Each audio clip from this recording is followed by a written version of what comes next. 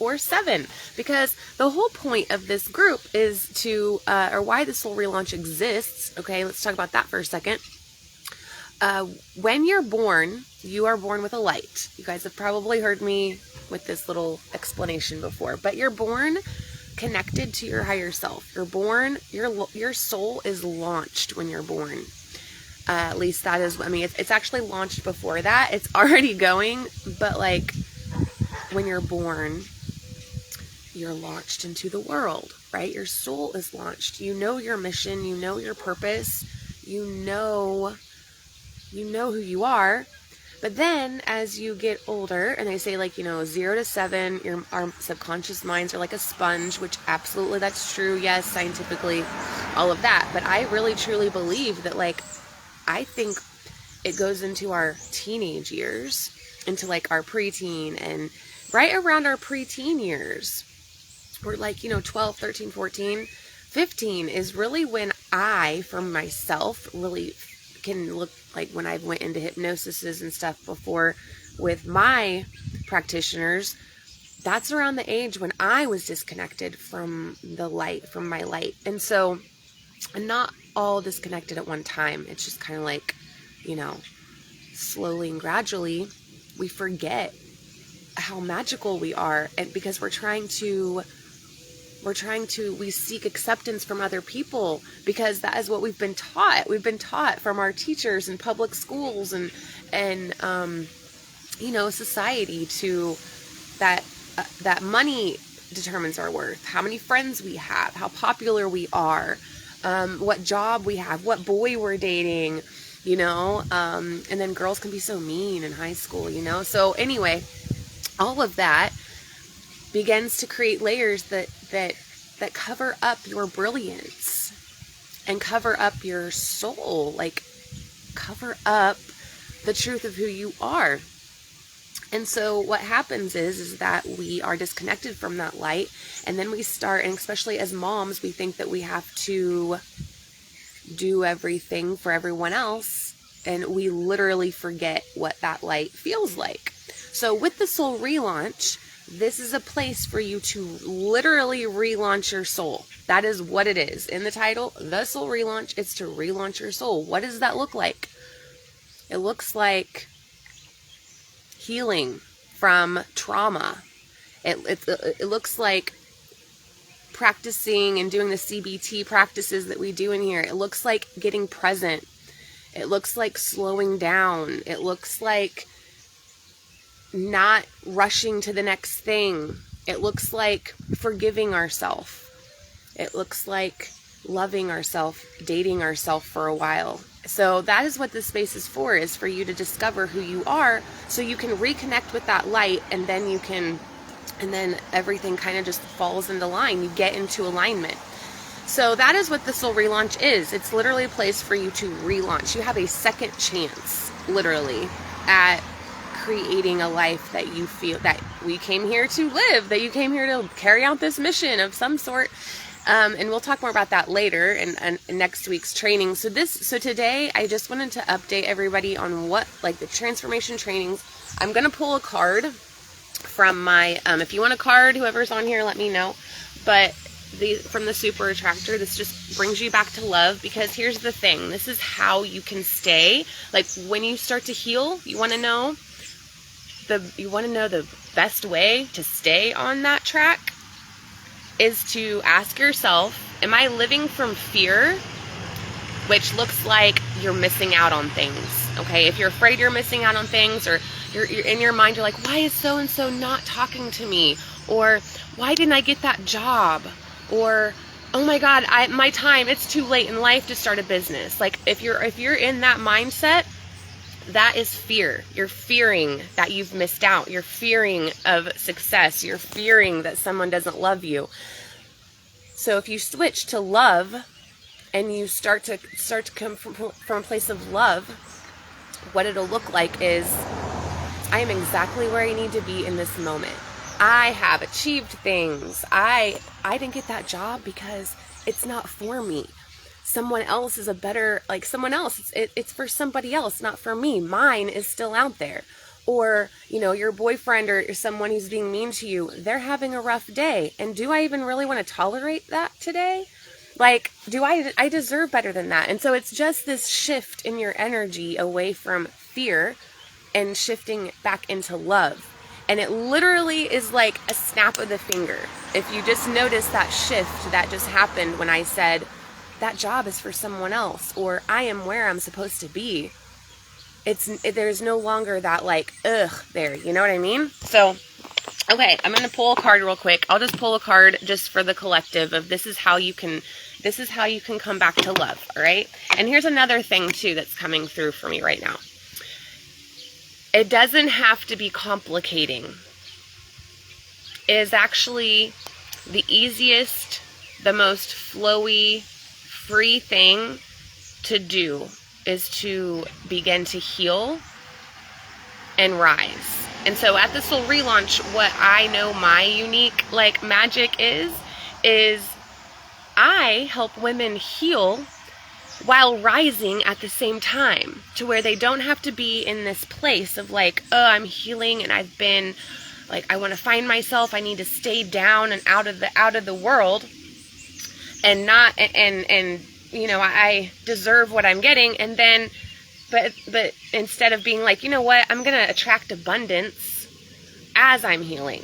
That is amazing. That is it. Of course we have the days we need solitude, right? Oh my God. It's been me for the last 2 weeks. I've just needed solitude. Yay, Sarah, you're here. I'm so excited. And you can hear me. God, I don't know, girl. That is the most frustrating thing of my life when you tell me that. My vibration's So here, I'm going to pull a card. I'm so happy you're here, Sarah. Because I want to talk with you. I wish that you were right down the road and I could there is a Sarah right down the road. She might be on here too, but, that I could just come down there. So here we go. So let's see, hold on. Hold on. I was going through these earlier and I didn't shuffle them, and I don't have my thingy on, or my, light stand. It's down at the other house. Okay, here we go. Ready, Sarah? Here we go. It says, when I make joy a priority, brilliant ideas will come naturally. This is so true. Brilliant ideas. This is for you, Sarah, okay? When I make joy a priority, brilliant ideas will come naturally. Support will surround me and movements will form. So there's that. I'll send that to you. I'll say it again. When I make joy a priority. So how do we make joy a priority, first of all? And I think this is just for everybody too. Just to bring joy. So to find the joy in the moment of so for example, David just texted me and said that our landlord is giving us till Friday evening because that's our day that he's not happy that we're leaving. He's mad. And that he's going to change the locks on Saturday morning. And so what I said was, well, thank God he's giving us till Friday at midnight. See how I did that? Oh, he's mad. Oh, he's only giving us till Friday at midnight, which, yes, we were like that both yesterday. But then this morning I thought, at least he's giving us that. So really what that means is looking to see what, the light in the darkness, looking at the bright side, looking on the bright side, right, is how I find joy in a challenging situation. Yes, absolutely. And brilliant ideas will come naturally. And so it's really when that resistance is not there anymore of oh, and also when things happen in our life, one thing that I've learned lately, and Sarah, you might already know this, but instead of saying, why is this happening to me? We ask, why is this happening to, or how is this happening? Or I forget what the question is, or why, not why is this happening or why did this happen, but what is this showing? What is this teaching me? What does this mean? Because, and we can go into way other things, but when there are challenging things that happen and I know I can say this because Sarah, you're on my, we're like on the same vibration as far as like the challenges we signed up for before we came here, can be really difficult to think of it that way. But we did. I mean, I believe that we did. I believe that I signed up to be in this challenging relationship that I'm still in, who I love him very much. He's doing a lot better, but I'm still pretty sure that, who knows if this is forever, but anyway, like the challenging things, we just have to be like, it isn't, it's our ego. Our ego's the one that's like, you're just here to live and please everybody else in your life. And that's not true. And so with this card of like just seeing the bright side, but I also know that like looking on the bright side, sometimes like there's so many different sides to this conversation actually. Now I'm going into more like when we look at the bright side, it doesn't mean we disregard our feelings. That's what I do want to say. Like, just like looking on the bright side does not disregard the disrespect when things happen. I do want to remind everybody of that, of like, when things happen, it's okay to get us through. Here's where I'm going with this, is that at the end of the day, it's our vibration that matters. It is our vibration that matters. And what else matters is our grace and compassion with ourself. Like, that's what matters. Oh my gosh, I could tell you about what happened this past weekend, Sarah. I'll message you. I won't talk about it here, but like, of having compassion with yourself and loving yourself through the challenges, and knowing that we're not perfect. Like, I think that's more important than... That's how our vibration can stay. That's how we can continue showing up in our life, is if we have compassion with ourselves. And I really don't think it's about the vibration. I think it's like the compassion. But yeah, asking myself what I can learn from something usually helps me not being mad something has happened, right? But then don't you feel like sometimes going back to that situation and being angry about it. It's okay to be angry about it. I know you know this, but like, anger is actually not a bad thing. And we'll get into emotions later, but I want to talk about, and I'm going to keep this short, I'm sorry. But I just want you guys to know that when you're relaunching your soul, because that's what you're doing here, you have to have grace and compassion and love for you. And it doesn't, and like the guilt, that's what's coming up for me. The guilt. People are so fucking quick to make someone else feel guilty. They are. Or like they are doing things wrong. And I want to remind you that is an illusion. I don't know why I'm saying this right now. I think maybe because Spirit's like, you need to remind them of this, because this is what I've just had to go through. That when somebody tries to make you feel guilty, or they say things that, it's a projection. Like, if we think someone's trying to make us feel guilty, it's because we do feel guilty to some degree. However, that's an illusion for them. And we have to have compassion for them and know that they're even projecting. When someone else tries to make you feel guilty, that's their projection as well. And so I've had to really sit with this last weekend and have compassion for people who feel like that they need to tell someone else what they've done or didn't do was not right. Let me know, and I'll talk more about this later. Good morning, working the day away. Yay, yes, I'm so happy that you're on here. I agree, yes, the difference would be not allowing feeling mad, right? Okay, actually control me. Yes, absolutely. Absolutely. Some of my best ideas and creative ideas have come from being mad and angry.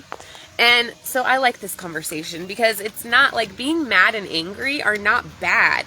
They're just emotions. So I want to say this too. I got to get off here because I have to go to Kokomo and do a workshop at the Turning Point. And I'm going to meet a lady that's here in the group for the first time. That came up from Florida, actually, Sarah. But emotions are just labels, okay? And so our vibrational frequency, or like the feeling, the physiological things that we feel when we're mad or angry or jealous or, whatever, bored even, those are physiological symptom or, feelings and sensations. And if you guys read my post the other day about getting to know your body and sitting with your chakras to where you are like, by the way, I saw a couple other people come on. Do you guys want a card? If you want a card, I'll pull real quick and then I have to get going. But I'm pulling out of this. So if you want a card, let me know. But what was I saying? Oh, about the emotions. So just to label them, they're just feelings. You're having a physical reaction to a thought. This comes back to CBT, right? Is like you're having a physical reaction to a thought. So when you're angry or mad or whatever, this is why I say just stop and think, what are you thinking about right now? That's it. And then we kind of progress. And this is what I do with my clients is like I offer that one-on-one support every day through like Voxer or Messenger, to where if they're feeling a certain way and then they stop in the moment, and I can't tell you how many messages I get every week of like, okay, I'm feeling this way.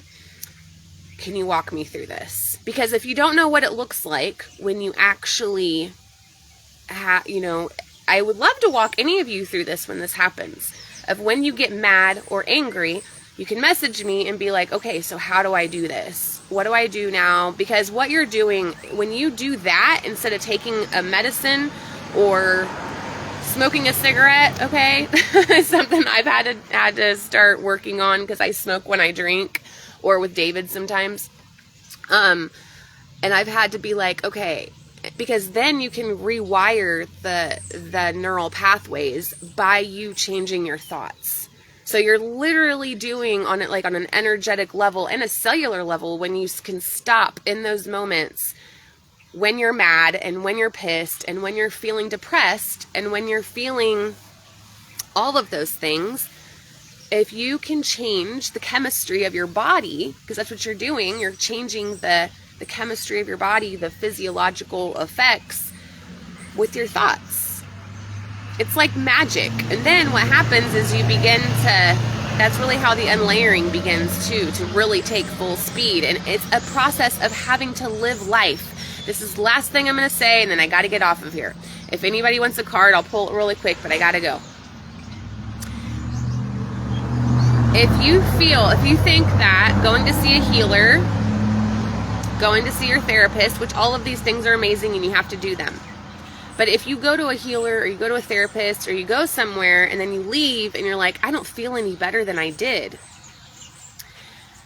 And it's because the magic happens through your day, through you living life. It's not just a one-time sit down, spill all your guts, get hypnosis. I mean, yes, hypnosis and therapy, all of that is like, you have to get that stuff, okay? But I mean, the real breakthroughs in the real magic happens in your interactions with other in your life as you're going through your life. This is why I offer like one-on-one support throughout the day of like, because it's when you come up to those situations that you're like, oh my God, what do I do? Like, or, I want to respond differently than I ever have before. It is you living life. That is how the unlayering really takes form.